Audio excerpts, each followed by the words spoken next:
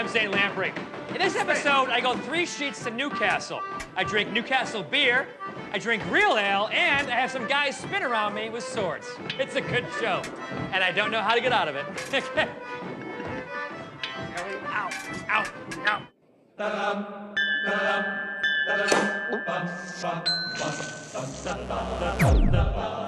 Every night, in every city around the world, it happens. People pour into local watering holes to, well, drink.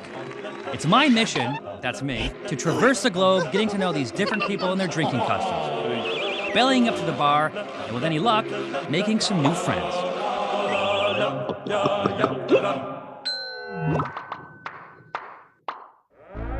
Warning, when drinking in Newcastle, be mindful where you sit.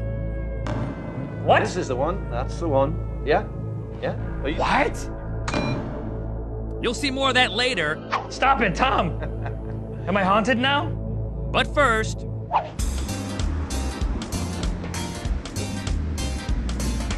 Newcastle, not just a beer, but also a place in northeastern England. Back in the 11th century, the son of William the Conqueror built a new castle as a stronghold here. And ever since then, they've called the town Newcastle. Today, the locals, known as Geordies, are notorious pub hounds. And there's a watering hole on every corner, with interesting drinks and interesting characters. And that's why the only way to really appreciate this renowned drinking destination is through sheer volume. I'm talking pub crawl. When I go, She's Newcastle! Hot Saturday! No, this is a family show. Not my family.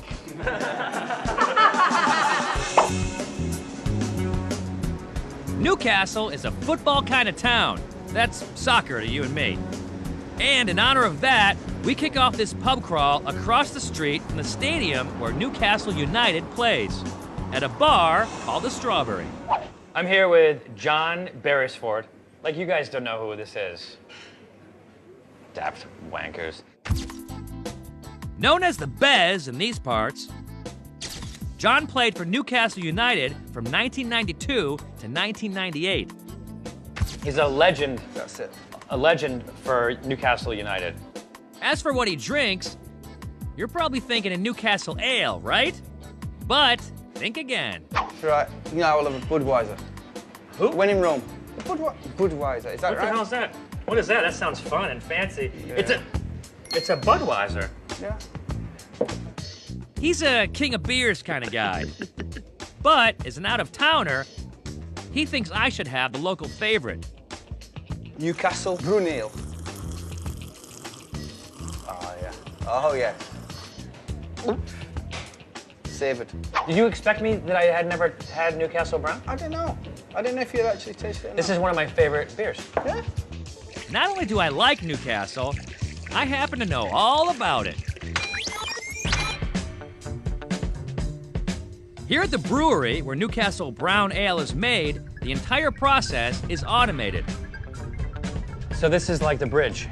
This is our Starship control area. Okay. Graham, the plant manager, is showing me around. You mind if I just start the mashup? Okay. I mean, this is typical program. So just go to commands and then go to MCV, the mash conversion vessel. What brew number are we on? 623. And then just start the job from there. Yeah. If you want, you guys can all sort of just take a holiday and I can just run everything.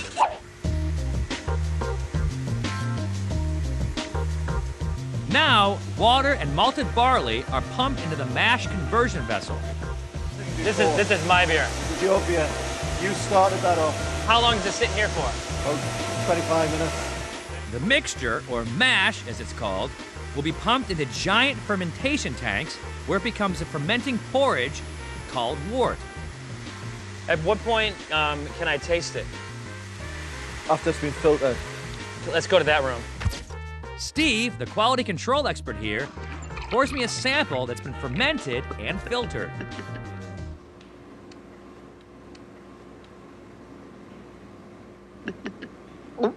You guys might be onto something. After batches are bottled and pasteurized, they do a final test in the QC department. What do you guys call this? Spider diagram. The spider diagram. Looks like a spider web. And then you can see here, this is what a Newcastle brown should taste like. And it leans towards fruity, estery, and everything. Less hoppy than other beers. So, does it taste like the shape? Let me tell you. Aces. Thanks, guys. That was awesome. Right, I just have good, one more see. thing to do. Just a little thing. Could you guys just go like this real quick? It's just a tradition. Just kind of cover your eyes. And then just, what you want to do is, just kind of keep your eyes shut for a little bit. And then, whoops. All right. And, yeah. 10 minutes, open them I think up. he's pinching my bottle, Graham. Don't worry, security will get him. Back at the Strawberry, What? What happened? hanging out with the Bez is starting to bring out the competitor in me. Maybe I too could have been one of the greats.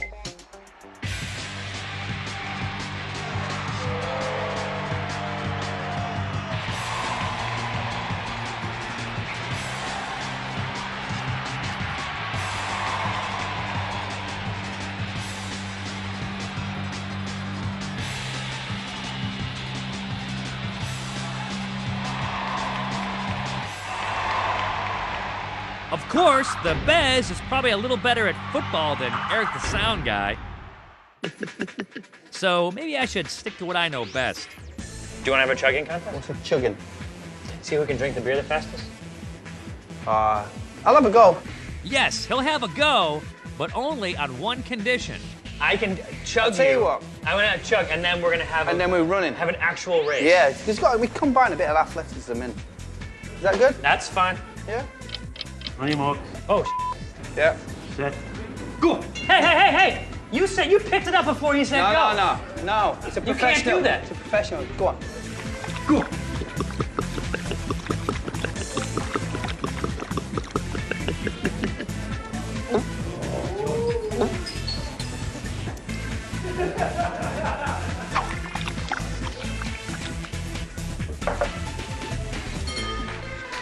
What do I win?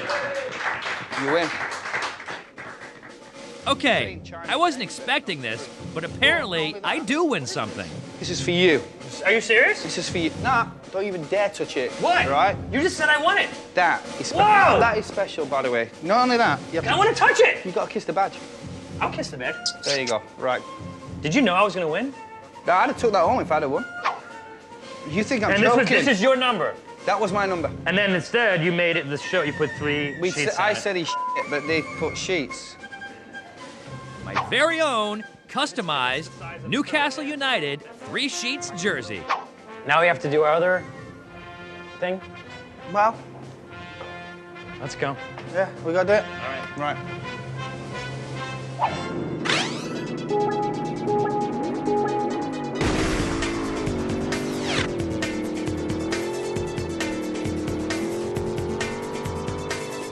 I guess we're all winners here.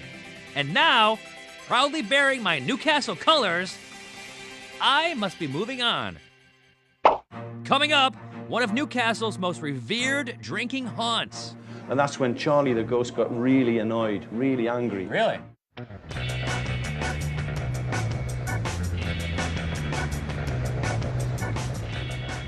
I'm pub crawling through Newcastle, England. And my second stop is a place called the Old George, which has been here since the 1600s. Cheers.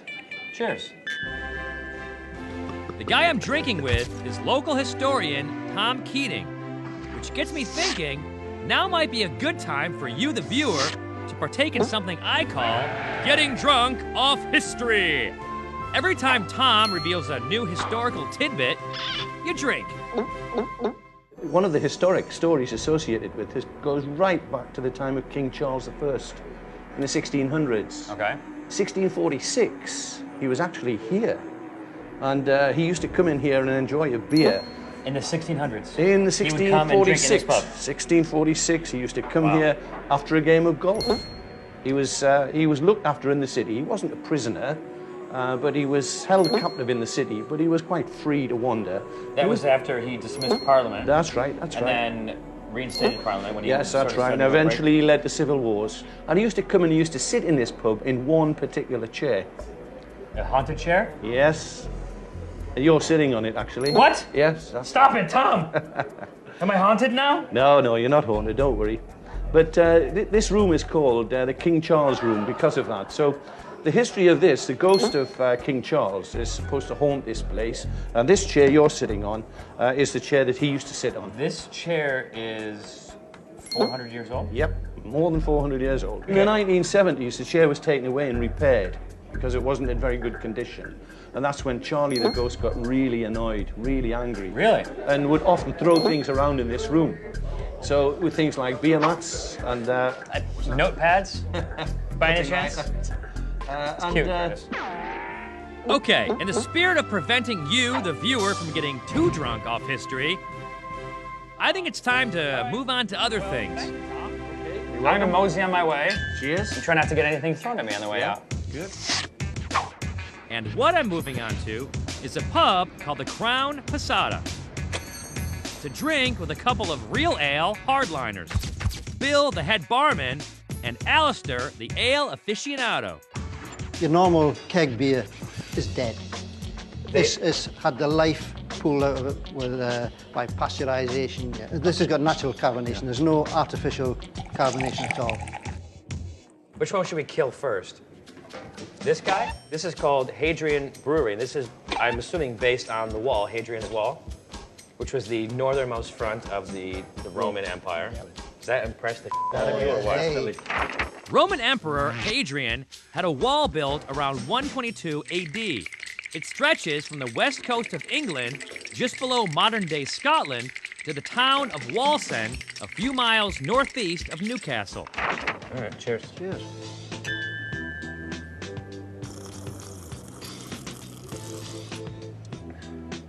It's noticeably less carbonated. Yeah. Here's the problem that I see with this.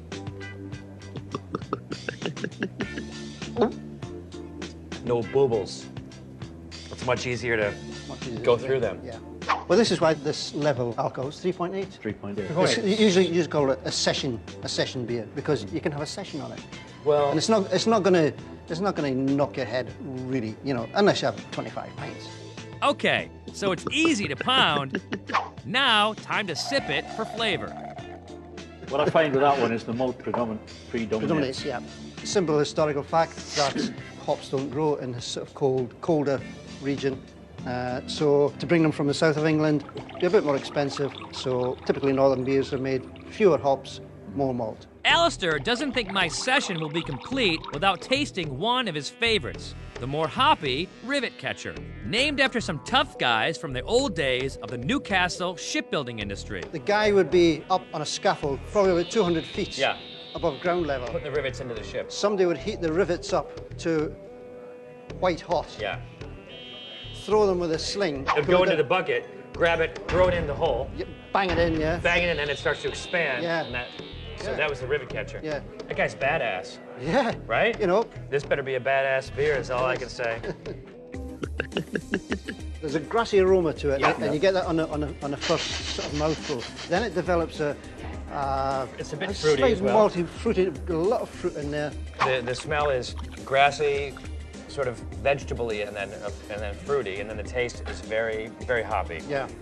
And it lingers a long time. It's got a lovely lingering bitterness and Yes, the beer does have a lovely lingering bitterness, but the drinking has been oh so sweet.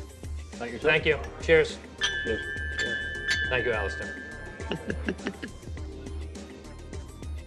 Now I'm off to a part of town called the Diamond Strip to drink at a bar called Loja with a big shot in the local drinking scene. Steve is a man about town, whatever that means. He's known to be someone not to be trifled with. How's that? Polite. Polite. Steve Wraith is 100% Geordie, and he's gained a high profile around here after publishing a book about his very low-profile associations with the Newcastle organized crime scene. You're gonna educate me as to the life of a Geordie? We're drinking John Smith's Extra Cold, which is served at 37 degrees Fahrenheit. about 15 degrees colder than most English cask ales. You're gonna find that it's creamy, light, delicious, and leaves no bitter aftertaste. Okay.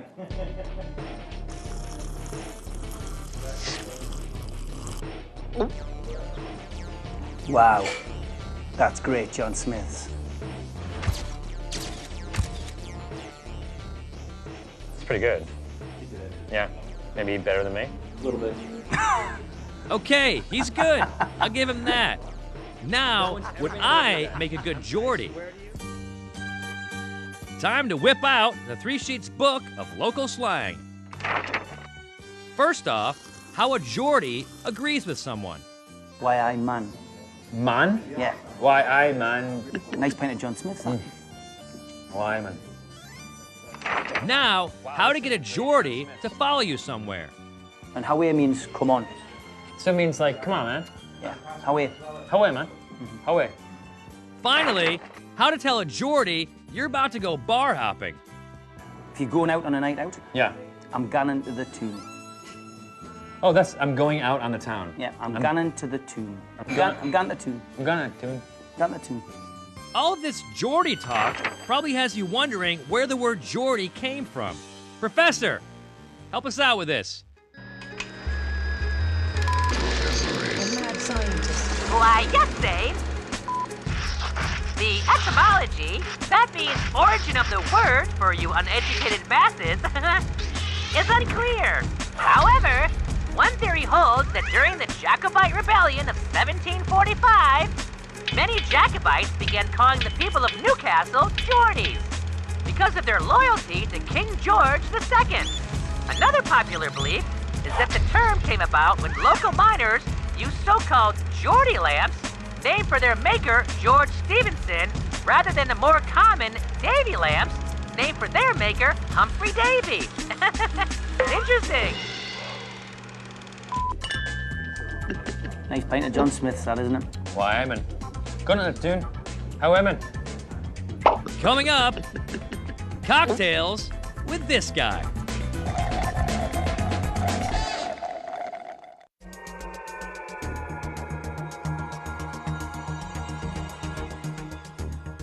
Right now, I'm on a pub crawl through Newcastle, England with Steve the Geordie.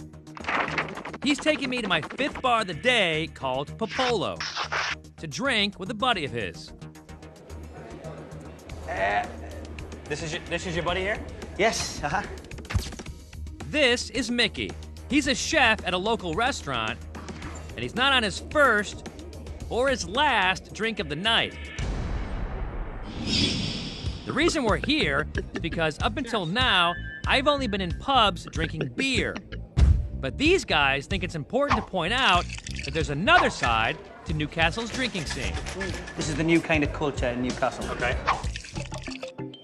They have several specialty cocktails here, which we're gonna check out, starting with something called the Basil Grand, which is made with fresh strawberries and muddled basil, Stoli vodka, Grand Marnier, raspberry liqueur, lemon juice, and cranberry juice, shaken over ice, poured into a martini glass, and topped off with more basil and black pepper.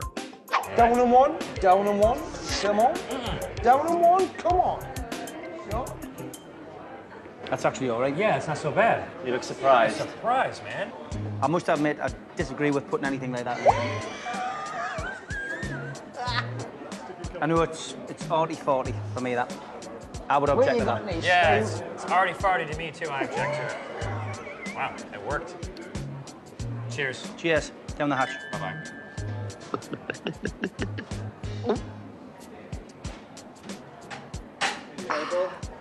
I like basil, mate. I don't care what they say. I like basil. Nice drink. Shame about the greenery. It's a shame about the greenery. Next up, a so-called amber. So we have freshly pounded ginger. Are you paying attention? And the next ingredient is familiar. Remember when I was in Poland? How about something that's illegal back in the States? This is the bison grass vodka. Yeah. Obviously, it has the grass in it. It's vodka infused with bison grass.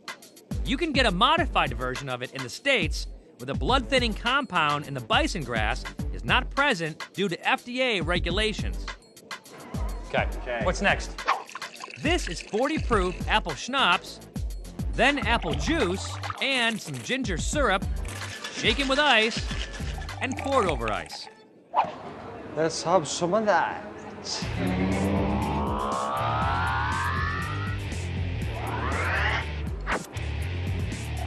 He always comes prepared.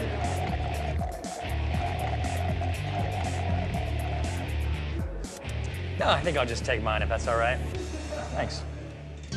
Okay, not bad, but definitely on the sweet side. This is a pinky up drink, because quite frankly, it's too much sugar, and I'm sweet enough. Sensing we want something a little bit tougher, the bartender serves us brandy on the rocks. As we sip on our gentleman drinks, it dawns on me.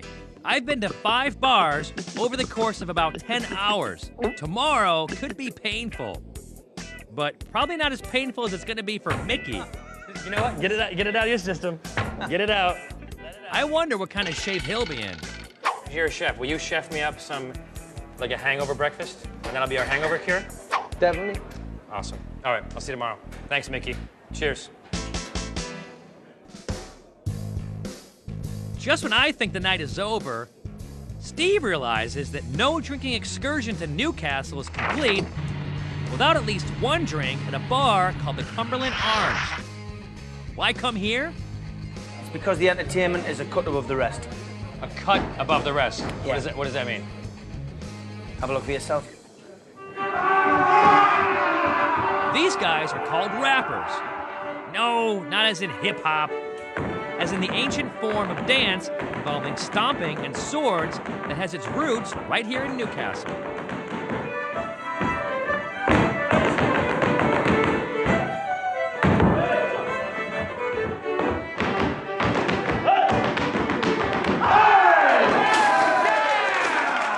Well, not only do they put on a good show, they're happy to accept a round of liquid thanks. Gracious Newcastle, you haven't pub crawled and you've pub crawled in Newcastle. Why, I'm up.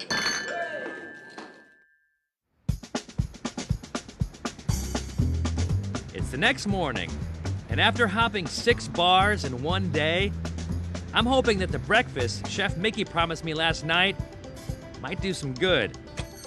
The restaurant he works at is called Bacchus. They specialize in traditional local foods. Well, you've got a really bad hangover. It's got to be black pudding. Which apparently involves a lot of protein. Along with the black pudding is Cumberland sausage, smoked herring, what they call kippers, and a pork sausage sandwich. Well, a bit of food down your neck. Yeah. And a double vodka Bloody Mary. Cheers, me dears. And cheers be to Newcastle, where you might start off running, but you'll probably end up crawling. Bing, ding, ding, ding, ding, ding, ding. Like a frog, you gotta give it some frog. Kick it. No, I'm the background. You take the lead. You sing. Who won that? You got a head start. See. He even knows your name. You know why? Not because you played football, because he arrested you. Get out of here.